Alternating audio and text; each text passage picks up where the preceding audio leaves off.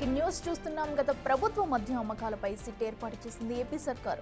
2019-2024 మధ్య మద్యం వ్యాపారంలో అక్రమాలు జరిగాయన్నది ఆరోపణ.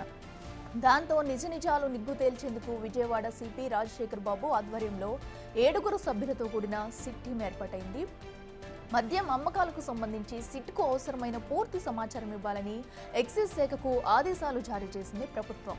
సిఐడి చీఫ్ ప్రతి 15 రోజులకు ఒకసారి ప్రభుత్వానికి నివేదిక సమర్పించాలని సూచించారు. ఈ మద్యం సిట్లో SP Subbarayudu, ASP Kolli Srinivas, CID SP Sriharibabu, Dhone DSP Srinivas, CI శివాజీని నియమించారు. ఈ టీంకి పూర్తి అధికారాలను కల్పించారు. 2019 అక్టోబర్ నుంచి 2024 మార్చి వరకు రాష్ట్రంలో మద్యం విక్రయాలకు సంబంధించి 90,000 కోట్ల రూపాయల లావాదేవీలు జరిగినట్టు సమాచారం. ఈ లావాదేవీలతో పాటు హోలోగ్రామ్ వ్యవహారంలోనూ పెద్ద ఎత్తున అక్రమాలు చోటు చేసుకున్న ఆరోపణలున్నాయి. వీటన్నిటిపైన సిట్ విచారణ జరుపుతోంది.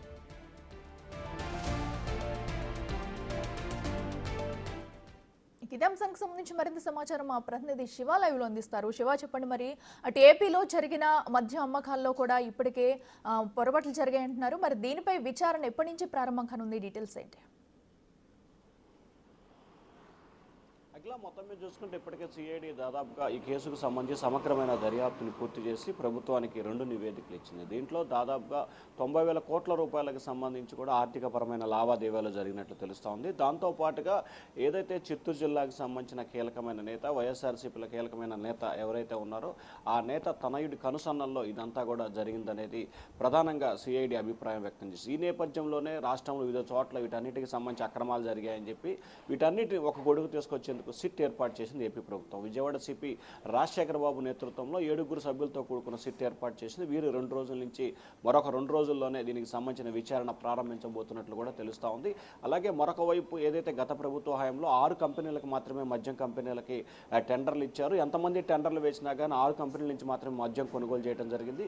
ఒక్కొక్క కేసుకి 150 రూపాయల నుంచి 450 రూపాయల వరకు కూడా ఒక వ్యక్తి రాజశేఖర్ రెడ్డి అనే వ్యక్తి, కసిరెడ్డి రాజశేఖర్ అనే వ్యక్తి నేతృత్వంలో ఈ వ్యవహారం అంతా జరిగినట్లు అధికారులు గుర్తించారు. రాజశేఖర రెడ్డి ద్వారా ఎంపీ మిథున్ రెడ్డి, ఆయన ద్వారా మిగిలిన పెద్దలకి చేరిందనేది సిఐడి దర్యాప్తులో తెలిపిన అంశంగా కనిపిస్తుంది. ఈ నేపథ్యంలో ఒక కేసుకి 150 రూపాయల నుంచి 450 రూపాయల పైగా కూడా లంచాలు తీసుకున్నట్లు గుర్తించారు. దాదాపుగా 4 సంవత్సరాల 2 నెలల కాలంలో సంవత్సరానికి 6,000 కోట్ల రూపాయల చొప్పున దాదాపుగా ఆ 4 సంవత్సరాల 2 నెలలకు సంబంధించి కూడా 30,000 కోట్ల రూపాయల పైగా కూడా అక్రమంగా కూడా ఆర్జించినట్లు కూడా అధికారులు గుర్తించారు. ఈ నేపథ్యంలో దీనిపై సమగ్రమైన విచారణ చేయాలని చెప్పి ప్రభుత్వం భావిస్తూ ఉంది. వైఎస్ఆర్సీపీ సర్కార్ హయాంలో దాదాపుగా 30,000 కోట్ల రూపాయల మద్యానికి సంబంధించి కూడా వైఎస్ఆర్సీపీ పెద్దలు తిన్నట్లు కూడా అధికారులు గుర్తించారు. దీనికి సంబంధించి పూర్తి స్థాయిలో విచారణ చేపట్టి నిజాలు నిగ్గు తేల్చాలనేది ప్రభుత్వ సంకల్పంగా కనిపిస్తాం. దానిలో భాగంగానే సిట్ ఏర్పాటు చేశారు.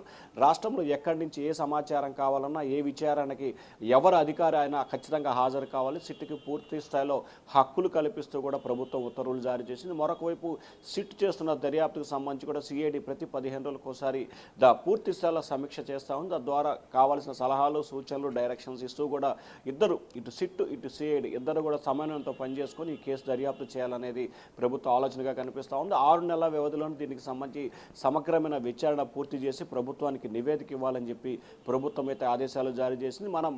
ప్రస్తుతం మనకు అందుతున్న సమాచారం అంటే సిఐడి అధికారులు ప్రాథమికంగా చెప్పిన ప్రకారం 30,000 కోట్ల రూపాయలకు సంబంధించి అక్రమాలు జరిగాయా, దీంట్లో ఇంకా పెరిగాయా, తగ్గాయా, ఎంతవరకు వీటిలో అక్రమాలు జరిగినాయి అనే దానికి సంబంధించి కూడా సిట్టు బృందం అయితే నిజాలు తేల్చబోతాం. దీనికి సంబంధించి కూడా రాయలసీమ ప్రాంతానికి సంబంధించిన అప్పటి వైఎస్ఆర్సీపీకి సంబంధించిన 1-2 ఎంపీలు కీలకమైన పాత్ర పోషించినట్టు తెలుస్తూ ఉంది.